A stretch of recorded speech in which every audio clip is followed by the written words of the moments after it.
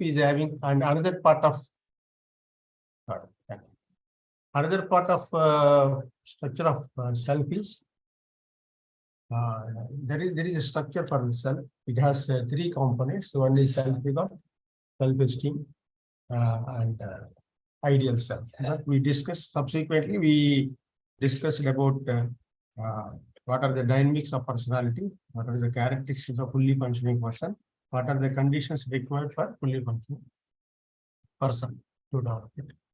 Now, on the same lines, Abraham Maslow also discussed personality development from humanistic perspective. Humanism says that human being not only reacts but also acts. That is, he is having his own initiative. He had a free will to act and free choice, freedom to choose the best for him.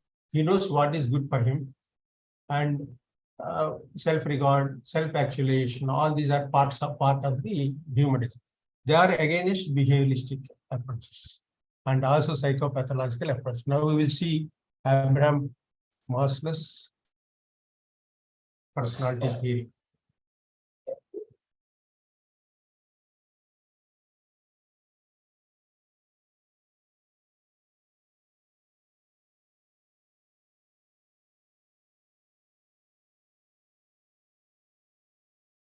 Is it visible, sir?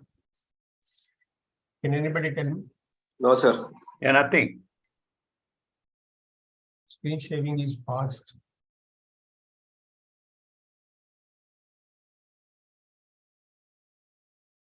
I don't know. Somebody stopped it.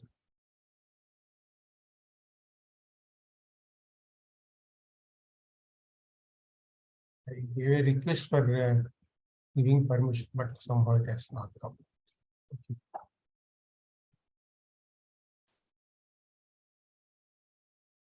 Even sharing, even on pressing it is not. Is it coming, sir, now? Please let me know. Is it coming, sir? Now. Okay, no problem. This pause. I will stop sharing.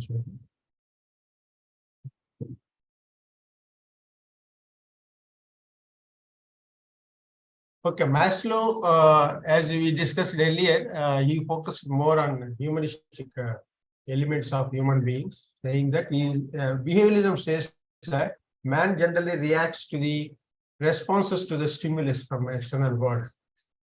But humanists say that man also initiates his own action, not only reaction, but also initiate action. He had will and he knows how to regulate himself and try his best for the self-development and actualize himself.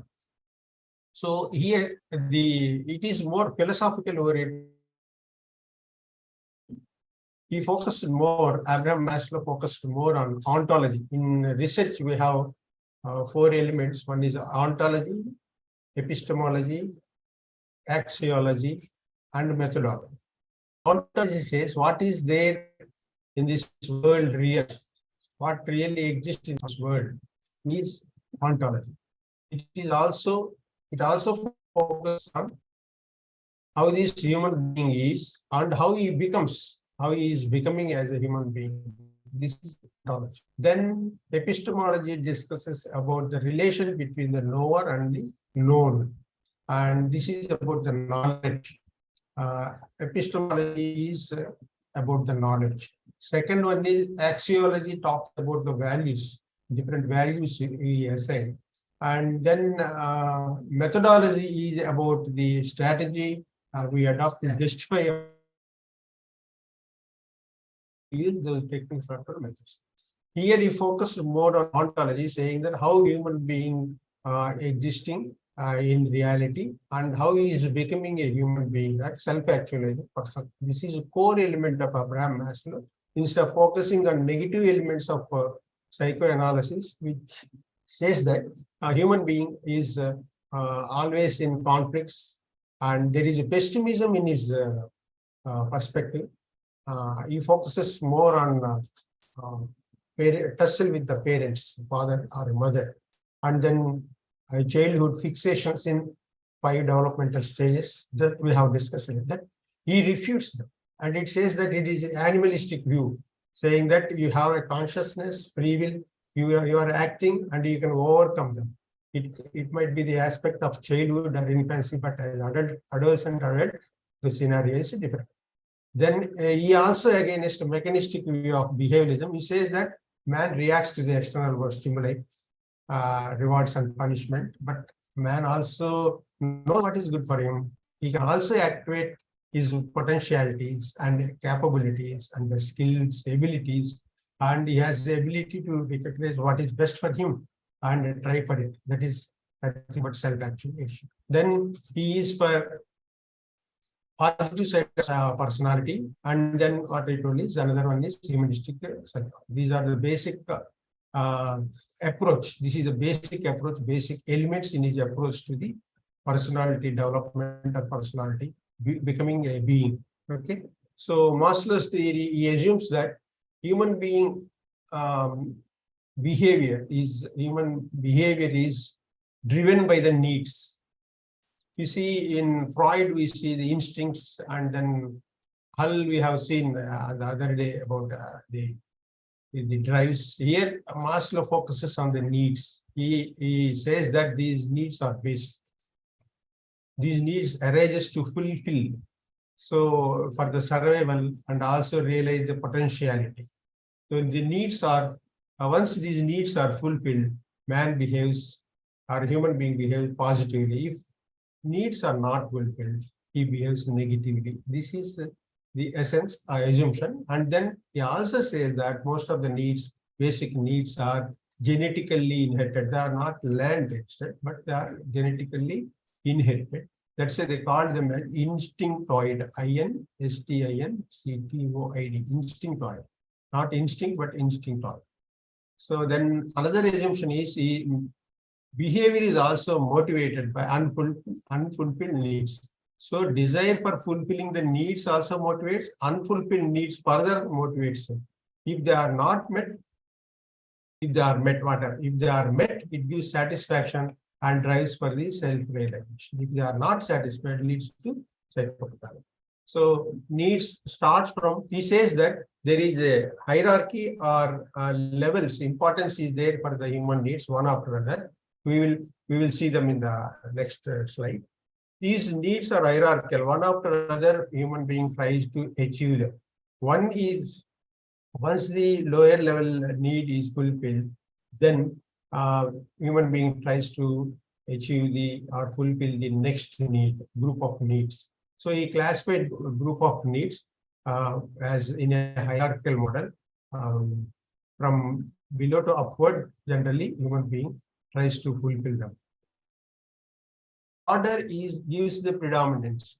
Which one is predominant? First one is the most predominant one, because without food and required basic needs like oxygen, sex and other things, it is very difficult for a human being to survive. So he gave hierarchical order of these needs, and these needs you can see in your book. This is there in the book. Just you see in the second page of the theory. This unit is 21. Because the PPT is not enabled, it was blocked. I could not show it. Permission is not given. So now you see this Abraham Maslow's approach to personality. The lower rank is physiological needs. It has food, water, warmth, rest, and temperature regulation, and then defecation, activity, food, drink. Such needs are there in this. And the next level, these are called physiological needs. Next level is safety needs. These needs are safety needs and physiological needs together called basic needs. Safety needs are security and safety, free from illness. Such needs arises in this. So here, after physiological needs are fulfilled, human being go for safety needs. Once safety needs are, these basic needs are not, if fulfilled, what happens? If not fulfilled, If fulfilled, they gives motivation to go for higher level. That is psychological needs. If they are not fulfilled, it gives psychopathology. Here he says when these basic needs are not filled, it leads to fear and anxiety. Once they are fulfilled, gives motivation to go for next level and also brings homeostasis in the human organism. Here, he had divided these needs into 5 categories. We have discussed 3 categories. Another 2 categories in hierarchical order are belongingness and love needs. Fourth one is esteem needs. These 4 needs are called deficiency needs or D needs. They motivate us and they are more or less drive us towards selfishness. So these deficiency needs are essential to go for self-actualization. Now we see the 5th need, that is self-actualization, is growth need, also called as being need or B need, B-need. It also motivates for unselfish activities. It also makes you realize your full potential. If it is not fulfilled, it leads to metapathology. We will discuss subsequently. Now coming back, classifying them as B needs and D needs, we come back again for the psychological needs, that is belongingness and love needs. Fourth one is esteem. These 2 needs, psychological needs, we discuss. Belongingness and love needs are intimate relationship with the family, friends, and the neighbors, and giving love and taking love, and giving affection, believing others, giving trust, accepting others, and affiliating with others as a group. This is the love and belongingness. If this love and belongingness is fulfilled, it motivates us to go for next need and also brings homeostasis. If it is not fulfilled, it gives psychopathology, that is loneliness and social anxiety. We have to write for each of these group of needs. We have to read. If fulfill, what happens? Not fulfill, happens. These 3, what are the components of those needs? If fulfill, what happens? If not fulfill, what happens? We have to write for every group of needs. Now, having discussed 3 needs, we go for 4th need, that is esteem need. Esteem need is for recognition and acceptance by others, respect from others.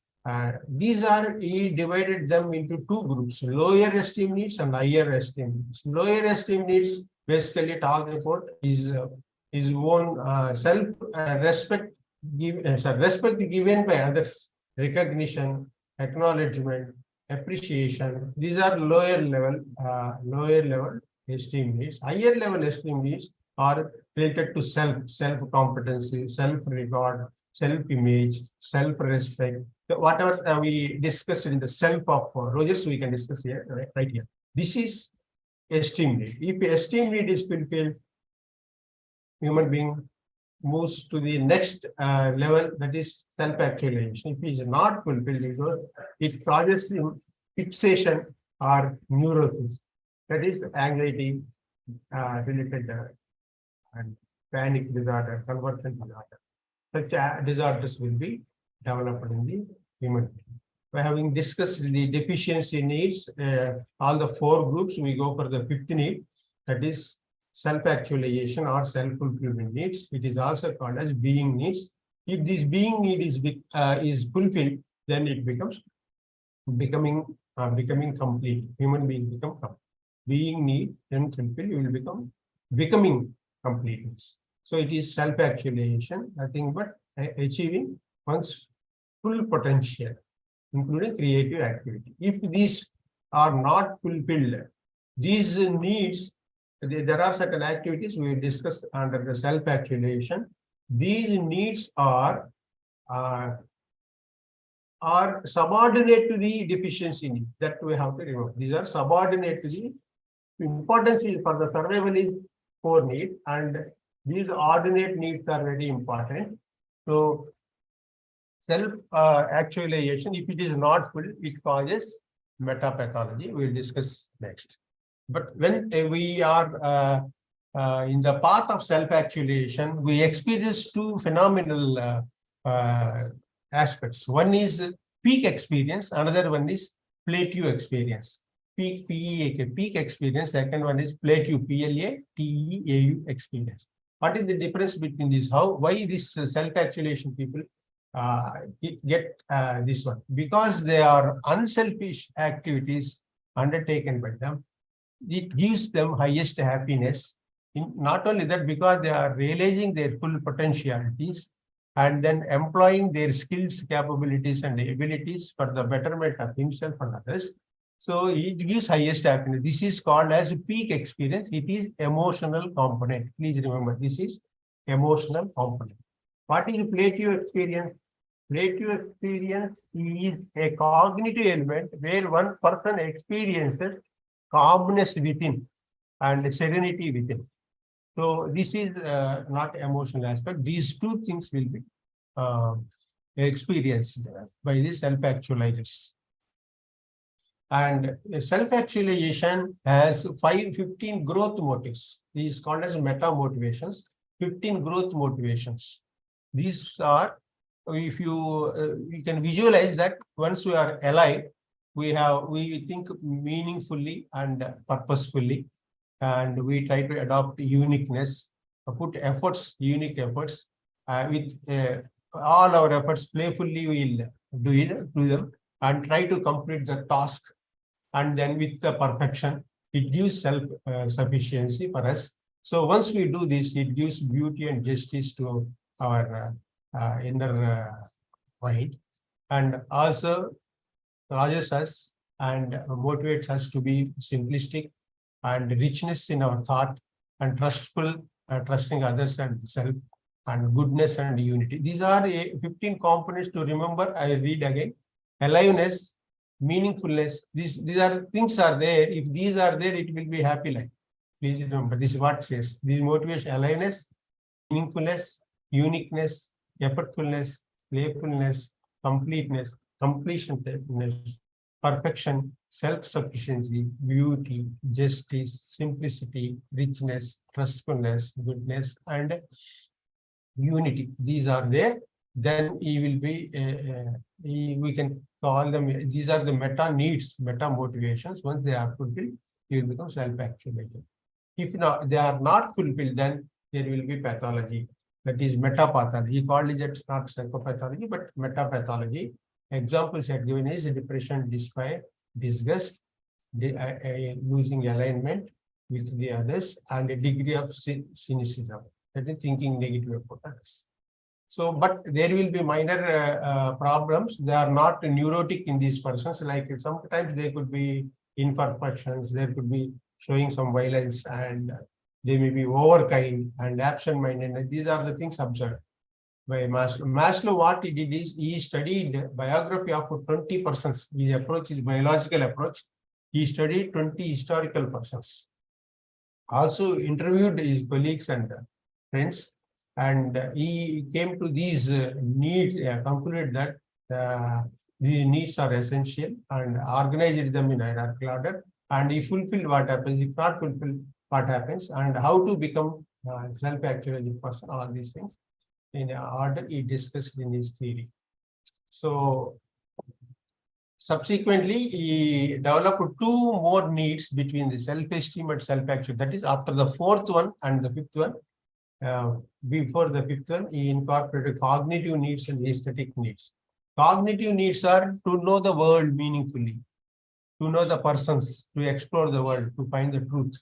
This is cognitive needs. Second one is aesthetic need for order in the world, to have a balance and order in the self and the mind and the order. So you will develop art and appreciation of nature and beauty. You try to seek symmetry. These are two editions made. There are 7 levels. 5 levels of needs became 7 level of needs. Then subsequently added 7th, the 8th one. After the self-actualization, he added 7th one. That 7th one is transitional. Could not remember that word. Let me see. Transcendence. Transcendence means here, once the actualization is done, he tried to focus more on helping others, go seek the spirituality, and also become confidence on his capabilities. They are called spiritual needs. These are the 8 needs in 1990s he introduced.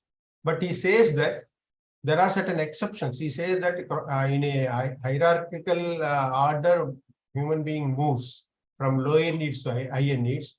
But he also says that there are certain exceptions to it.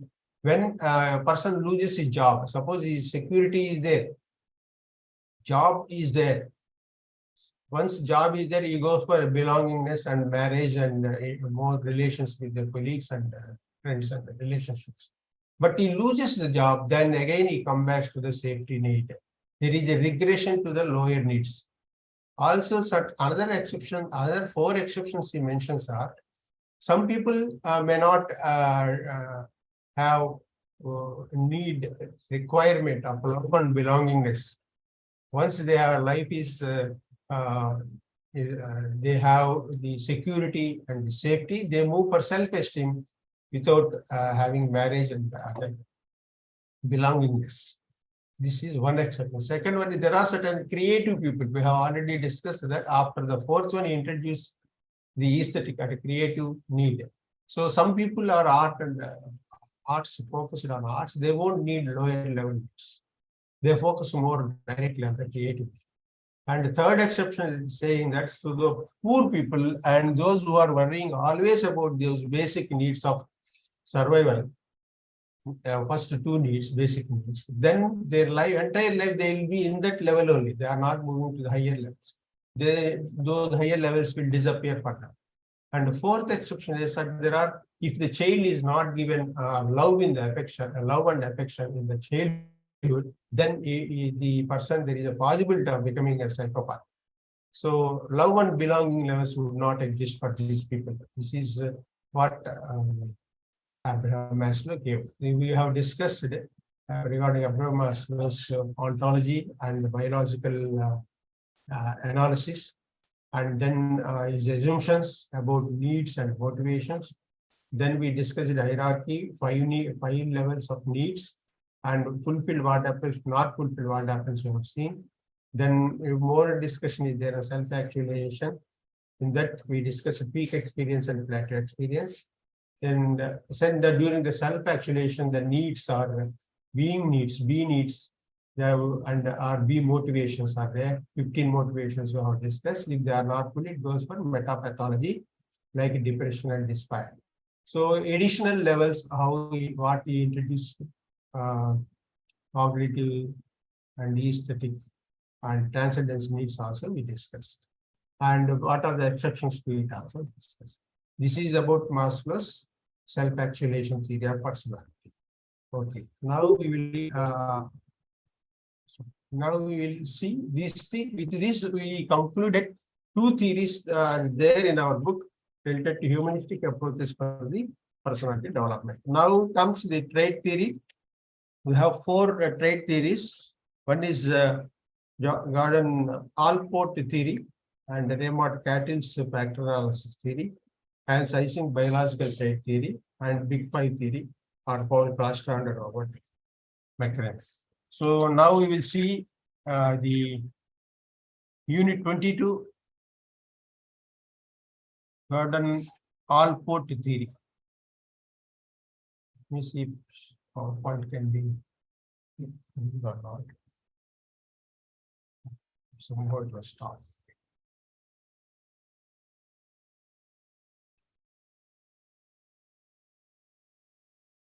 Unit number 22, Jordan Allport.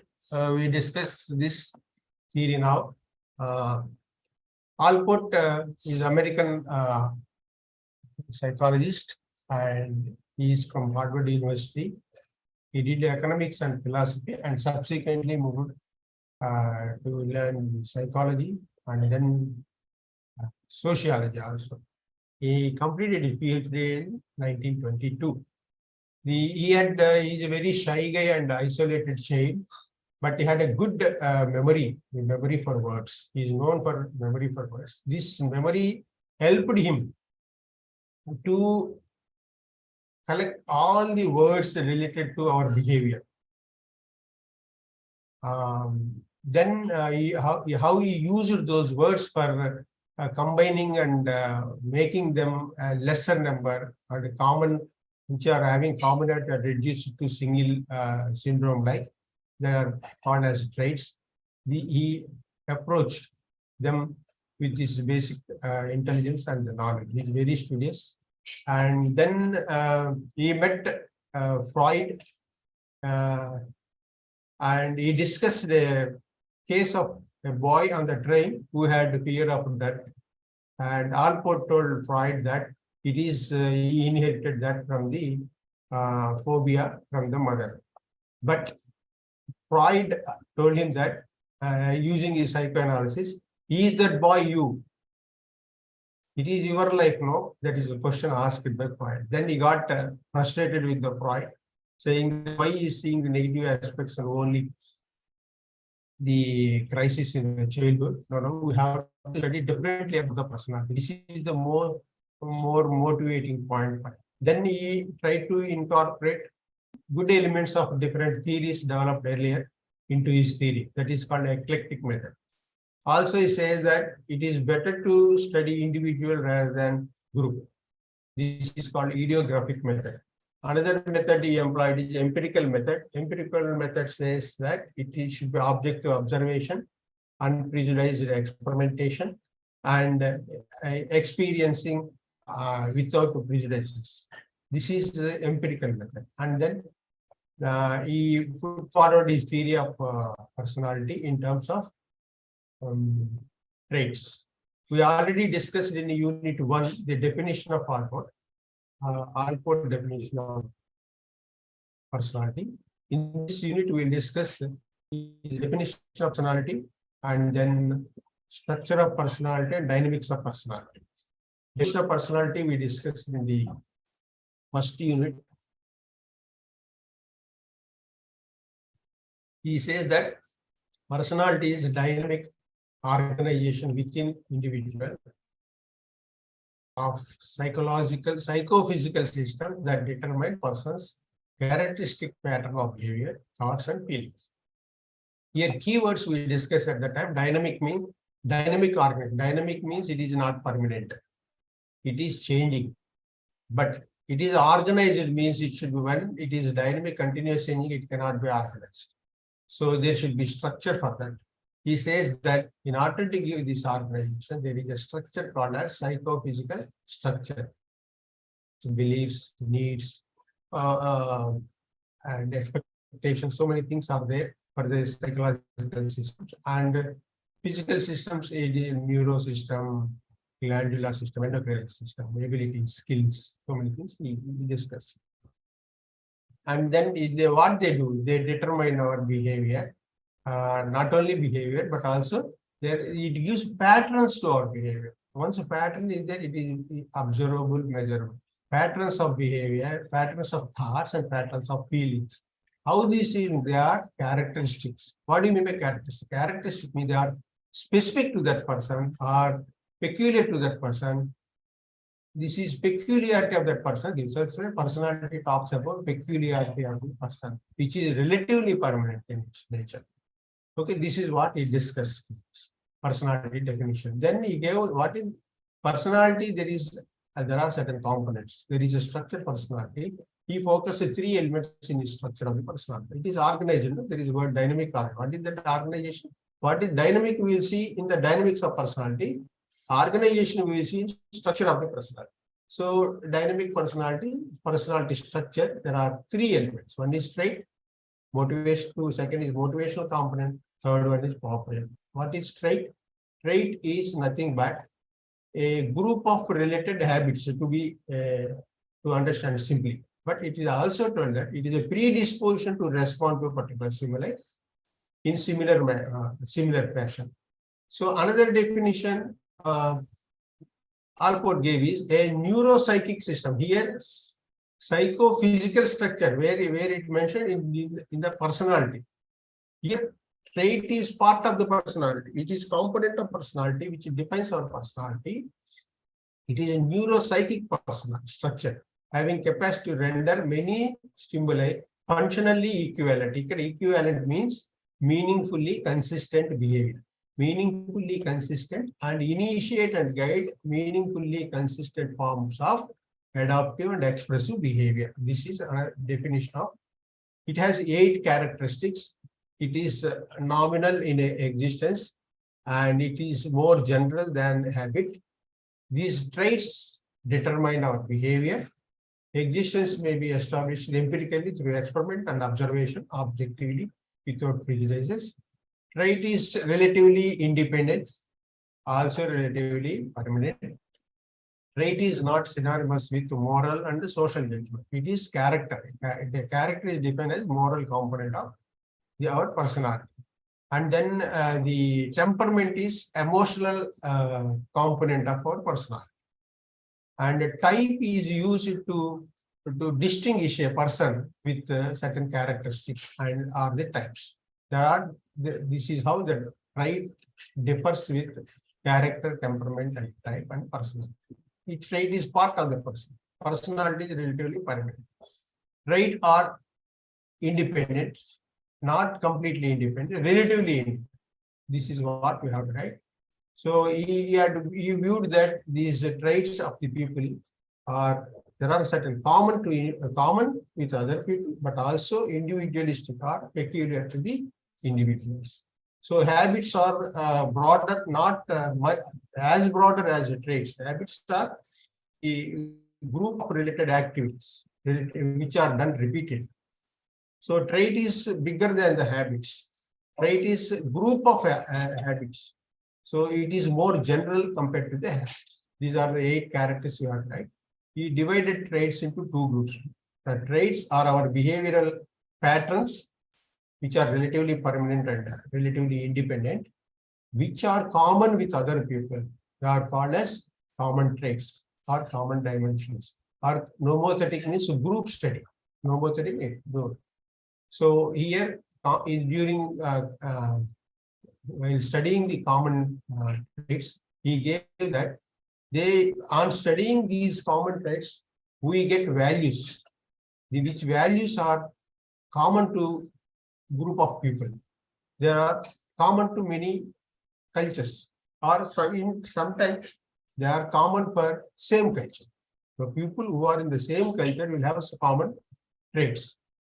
But Alport focused more on individual traits than the common trait, but also he studied these common traits and derived certain values, saying that there are 6 types of values people, culturally oriented people will have. One is theoretical. These people will search for the truth, and their occupation is mostly towards teaching, scientific research. And the economic value, they are more pragmatist and business people. Aesthetic value, these people adopt those who are predominance of aesthetic sense. Aesthetic value will go for arts and become artists. And the social values, who are rich in social values, they help others, so they become social beings. Their job is which is having interpersonal relationship in the society, like the social work, nursing. And political people, political values, people with that go for power and influencing others. They become politicians. There are another 6th value is religion. Harmony and unity is the key element of it, and they become priest or mullahs and purohits. So these are the values told. But if you see Gardner's multiple intelligence theory, he also similar lines he discussed these values. If you see positive psychology, there are also values in action. They have identified, I think 12 actions are there, 12 values are there. These are also somewhat resemblance we can find. So once we discuss about the common traits or behavioral patterns, consistent behavioral patterns, we go for individual traits. He renamed individual traits as personal dispositions. We not using the word trait in order to differentiate the common traits. So there are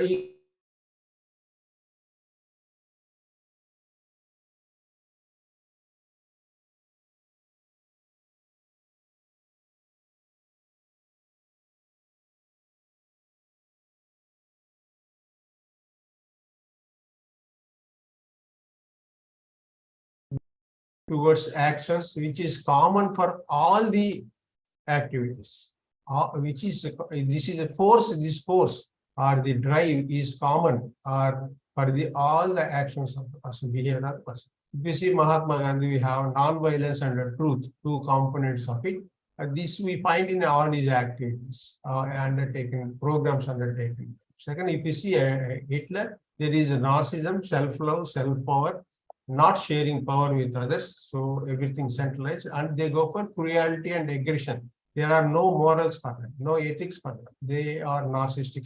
Hitler is known for his narcissism and cruelty. So then these cardinal traits are one or two only. Then they depict the whole person with a single trait or two traits. Will describe the entire person. Then is central dispositions. There are 5 to 10 disposition will be there.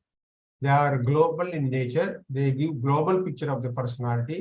They generally give us summary of our behavior, and they gives us why we are consistent in particular behavior.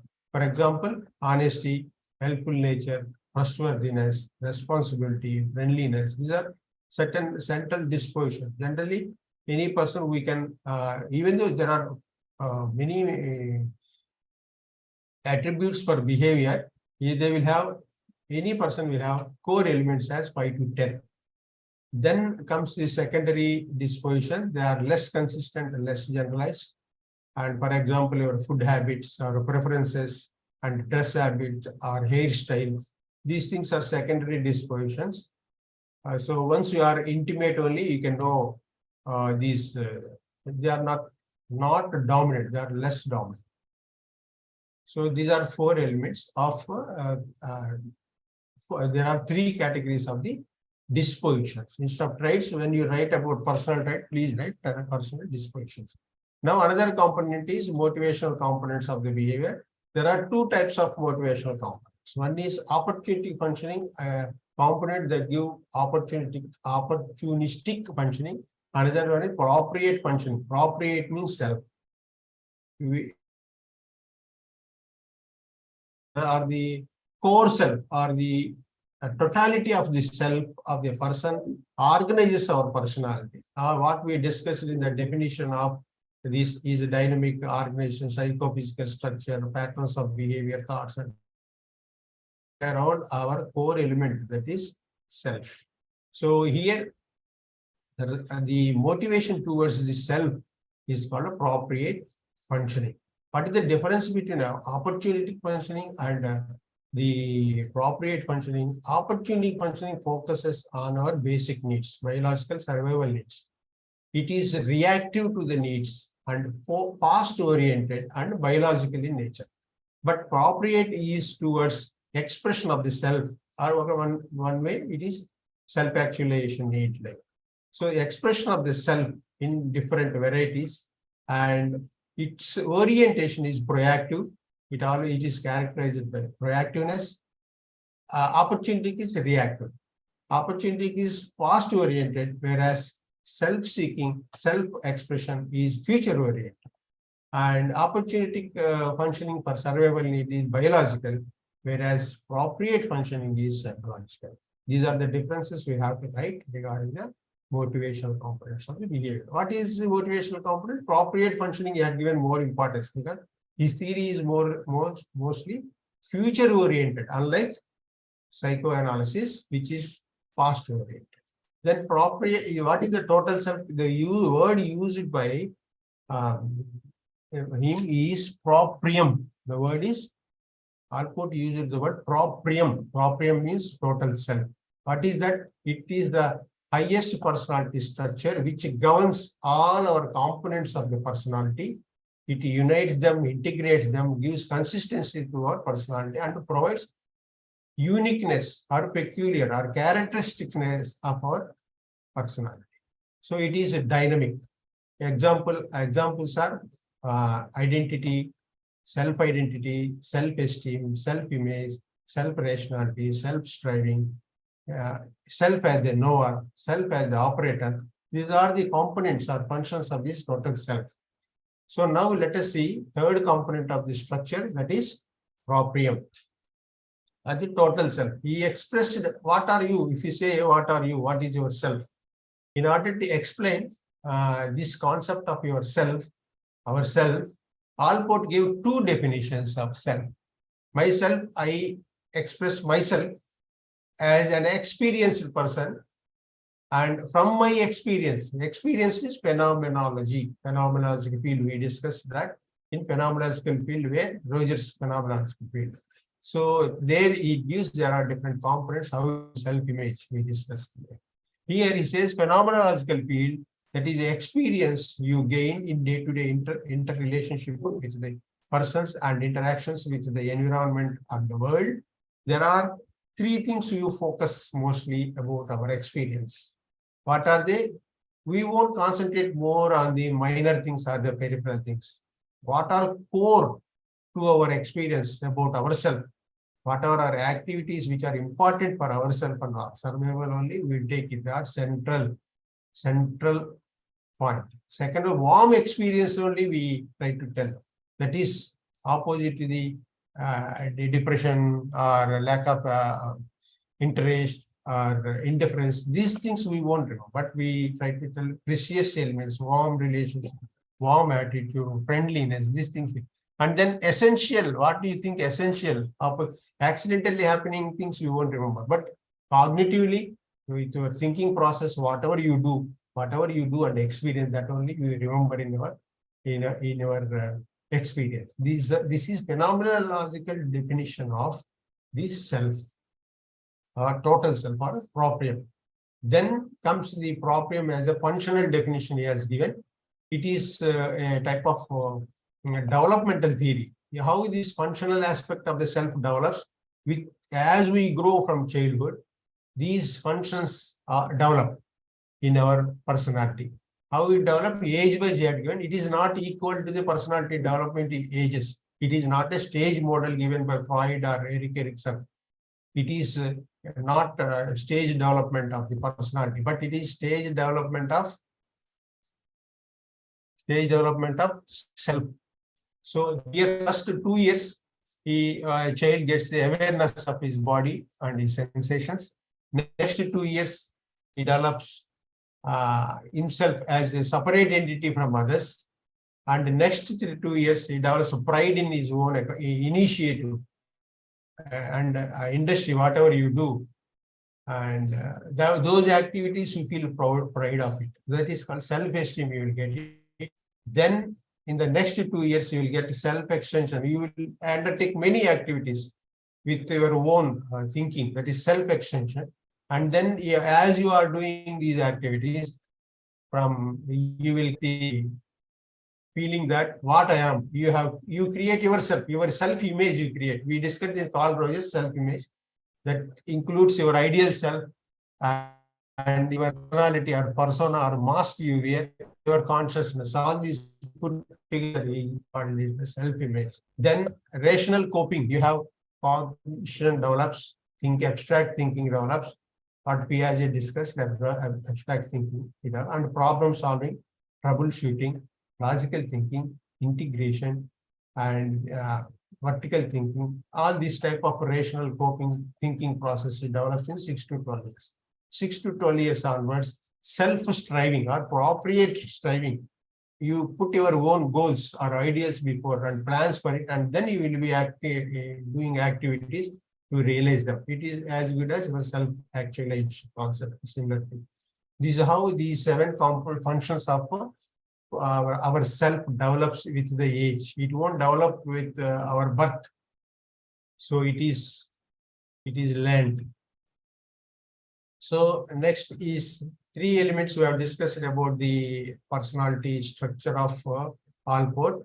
One is personality definition, and then traits, definition, classification, and then motivational components, and proprium, how experience is, our self is defined, total self, integrated total whole self is defined as experience per angle, another functional angle. Okay, that we discussed. Now we see structure of the person. Dynamics of the personality. Now we have seen structure of the person. In dynamics of personality, three components are there. One is functional autonomy. Second one is conscious, unconscious motive. Third one is psychological maturity. What are these three? Please remember, functional autonomy is related to the motivations. Earlier, Freud discussed about the instincts. Then we have seen many psychoanalysts giving the basic different needs. Here, he focused more on the motivations. These functioning of these motivation should be autonomous. How this autonomous functioning of the motivation takes, how is discussed, we'll see now. Now, while discussing motivations, he says that any theory you develop regarding the motivation, it should be of contemporaneousness. That is, present thing only have to discuss rather than the past.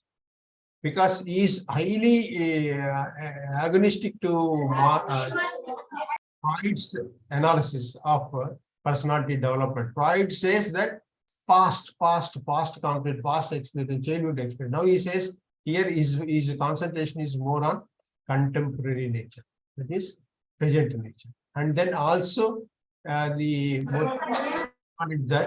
there are different kinds of motives, and in that cognitive processes are important. Why cognitive process? Freud says unconscious processes are more. 90% of our process behavior is driven by the unconscious mind. Now, again, it's that he says here, it is cognitive process more important. You always remember Freud, then you automatically write the personality theory of Alport. So, person's pattern of these motivations are unique. Each individual differs in his motivation when compared to the others. Now, let us see what is the functional autonomy of the motives. He says that these motives are independent of the past. That is autonomy. Functional autonomy means it is not dependent on the past. He says that it is independent of the past or childhood. It is. Here also he says it is going against Freud. Always remember from this Freud's perspective, you can easily remember this. Childhood, in the childhood, certain traits develop, but they won't continue in the adulthood, says Alport. Then he says that these motives function autonomously from the independently from the childhood from two perspectives. One is perseverance, not preservative, but perseverance, preservative functional autonomy and appropriate functional autonomy. Preservative functional autonomy focuses on the habits. Appropriate or whole self functional autonomy focuses on the values. Habits and values are important in its personality development. Preservative functional autonomy focuses more on the habits. Even though these habits are learned in the child, they are being continued. Why? He says that there is a feedback mechanism in the nervous system. Even one wants to get rid of, for example, smoking or social rituals. You develop in your childhood, but your feedback mechanism says, the nervous system says you to maintain them. That's why you are continuing them. Otherwise, you will not continue. This is preservative functional autonomy. Then whole self functional autonomy is related to when it is our behavior is focusing more on the values, and when it is inconsistency with the self. Earlier, 7 functioning of the self we have discussed. Inconsistent with the self, it will become a normalized, not abnormal personality. Then, because he says that these values are where from, even though he is against Freud, where from we are getting values? He says that we are getting from parents in the childhood. So he cannot, even the strong opponent also cannot escape from the Freud when explaining the personality. He says again, going back in the past, parents will give us certain values like hardworking, honesty, compassion. These things are learned through rewards and punishment given by the parent. They become continued here, internalized. That's why they are continuing. See, there are three principles. Energy, just like in the dynamic aspect of personality, all Freud told that there is energy, integrated energy, libido energy, psychic energy, one energy converted into other energy. There is only one energy that is universal. Now he says in this, he says there is energy in the body or organism. That energy gives strength to different activities to be productive. This is called principle of organization.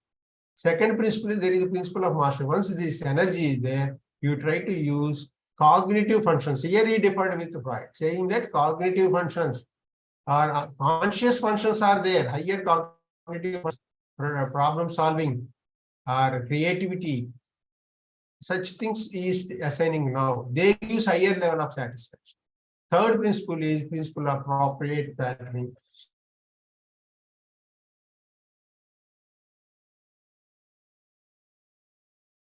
You are compatible with your total self, that is towards realizing the best life, then only our personality become consistent and integrated. So having said this, the motivation as a strength for our personality, dynamics of personality in terms of energy and cognitive process of our motivations, he says that these motivations are two types. One is conscious and unconscious motivation. He refutes that Freud did not say about the conscious motivation, he says more about the unconscious motivation. So now he says that more emphasis is there on the conscious motivation. But ultimately he says that, but even though the conscious motivators are driving us in the adulthood, in fact, these conscious motives are somehow influenced by desires hidden in the unconscious. Though there is no, even though he is denying Freud here and there, again he is coming to the similar conclusion. But importance is given to the conscious motives, but not to the unconscious motive.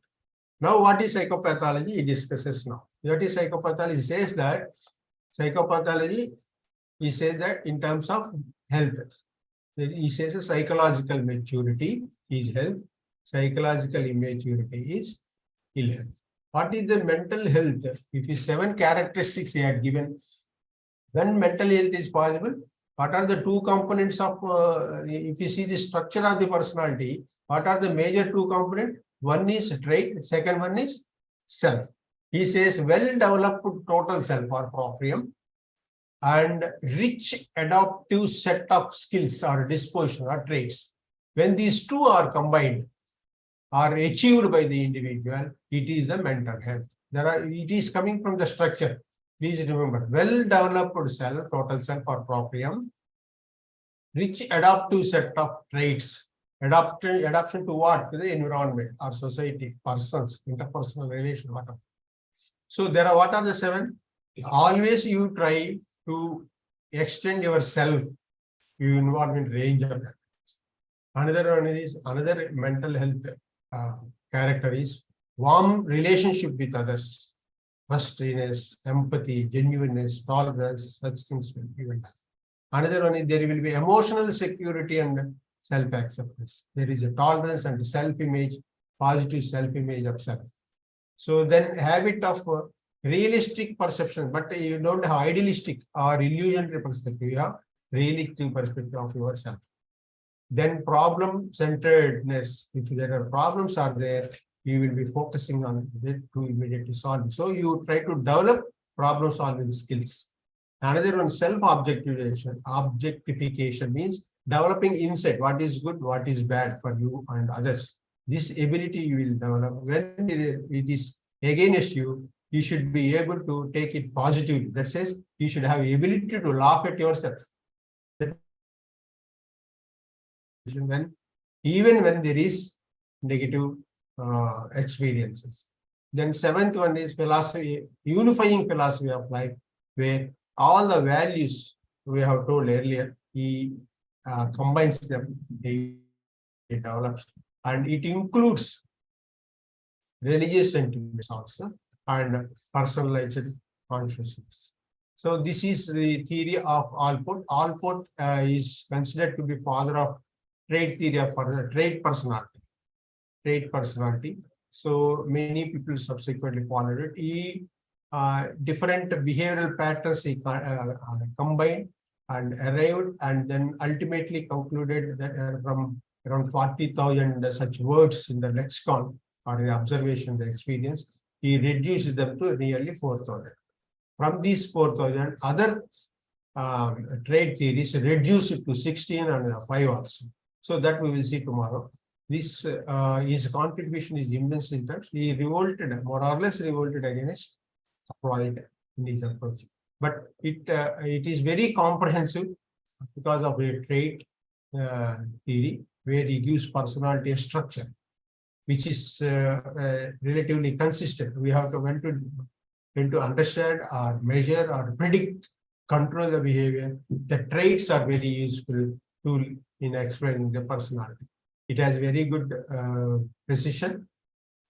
Motives are precisely explained, and then it is very economical, and it is also research oriented, and it can be tested, and empirically also it is supported by research, these traits, because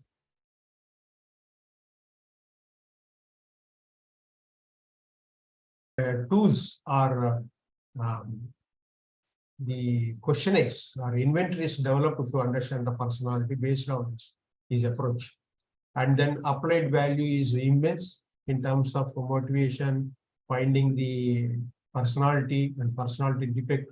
He has thrown light on personality from the perspective of the traits, very useful for the later day development, the personality theories. And what is the relevance of this theory? This is very eclectic. He combined from different sources, humanistic approaches and the behavioristic approaches and different issues he has brought in, and holistic Gestalt approach.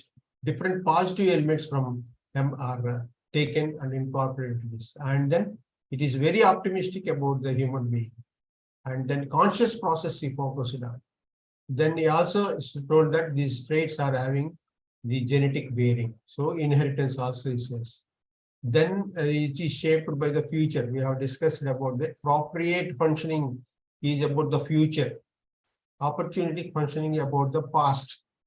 And that we have discussed earlier. Also, it relevance is individual traits, how it led to the 16 PF personality factors or Big Five ocean theory also developed. Now they are in use in the day-to-day practice of the psychology. Also emphasizing more on individualness rather than the group and individual uniqueness, and his focus is on future and bright personality, balance for integrated, consistent, integrated personality. This is about Jordan Alport's theory of personality, trait theory of personality. Okay, sir. Any doubts? So we concluded two personality theories today. One is 1 second. You finished, sir? 1 minute. One humanistic theory. Second one is trait theory. Now we are having another 3 theories of the traits. Tomorrow we focus them. One is Cattle 16 PF, I think biological trait theory, and the third one is Big Five theory. Please, sir. Please. Yeah, this is regarding secondary traits. Secondary traits. Yeah.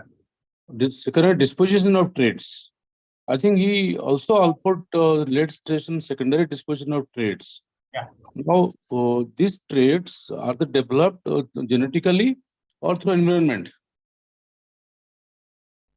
No, he studied different. His approach is he studied from the other persons or lexiconic approach. Lexicon is how persons are behaving. Or he collected all these elements, whatever opportunistic, be good, bad. Okay, sir. From No. and behavioral factors observed in the. He did a lot of literary study. Okay. Basically, it is from environment or from genetic. That is what I am talking. Secondary disposition of traits. He focused more. He says that there is a role. He is not for behavioralistic approach.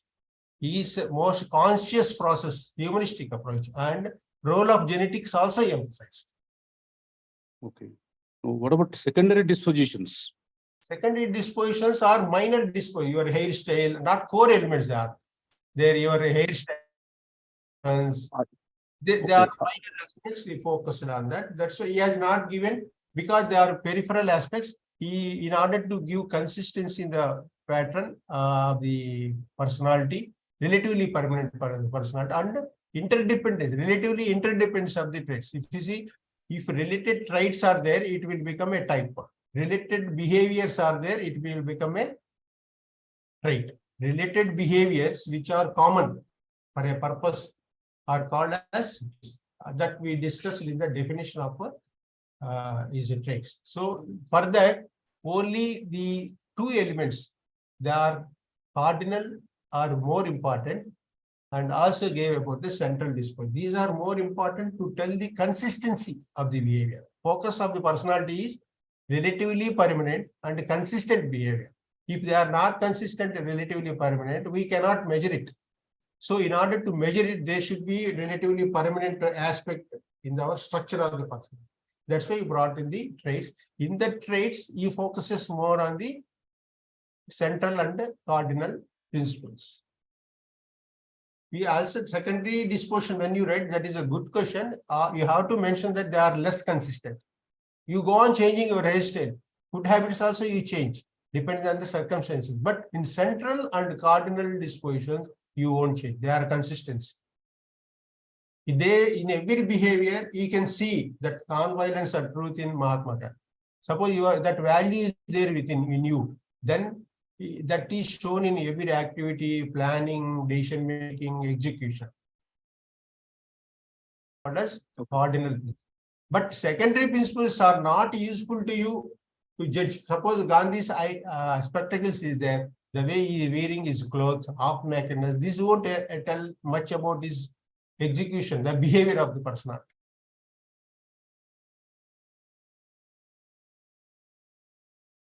Any other questions, sir? Thank you, sir. Shall we close? Okay, sir. We'll see tomorrow. Okay, thank you. Possible three units will cover, otherwise 2 units will cover. You can read for yourself other things. I prepared PPTs for all the 3. Okay. Today is 22nd, unit 22nd today you covered. 22nd we have covered. Yes, sir. So hardly 1 or 2 left. Only 3 left now. 23, 24, 25. Yes. Hans Hans is important one. Biological trait theory and Raymond Cattell's spectral theory. Yes. we will see last one, very small one. You may not cover tomorrow, but 23 and 24 certainly will cover tomorrow. Okay. Thank you. Thank you. Thank you, sir. Thank you, sir. Thank you. Thank you, sir. Thank you, sir. Thank you.